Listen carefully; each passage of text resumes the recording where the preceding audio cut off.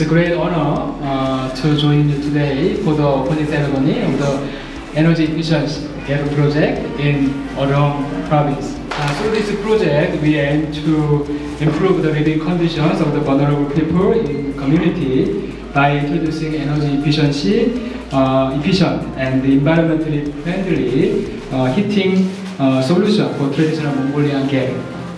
So we hope this project initiative will help reduce household energy cost and decrease air pollution and create a healthier environment for children and the communities. Thank you very much. Josh.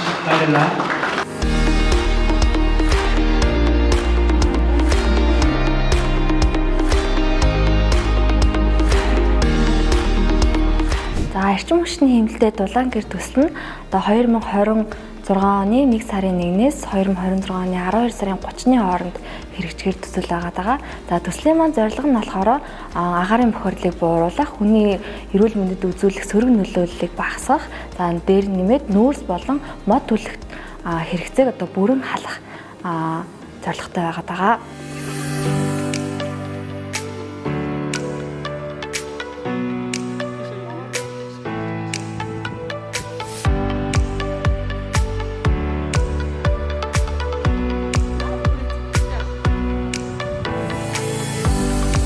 Нарны байналыг суйрлуулад одоо 2-7 он чинь гэртээ хуваарь ойдл хийдэг. Тэгээ шөнө өрөө хүртэл суудаг, гэр хөрөөд хүүхдүүд маань ч гэсэн айгүй тав тухтай гоё л санагдаад байгаа юм. Хамгийн гол нь халаалт ахгүй гэрээ дулаан байлгах юм. Бид нар галт түлж гэрээ дулаацдаг байсан бол одоо тэр тэнэ тавиад гэр бол өдөр шөнгөл дулаан байж байна. Тэгээд одоо энэ зурагт бүхэл юм ингээд энэ нарныхаа байналаар ашиглаж байгаа. Дулаан гэр төсөлд хамрагдуулсан гүдний урсгахад маш их баярлалаа.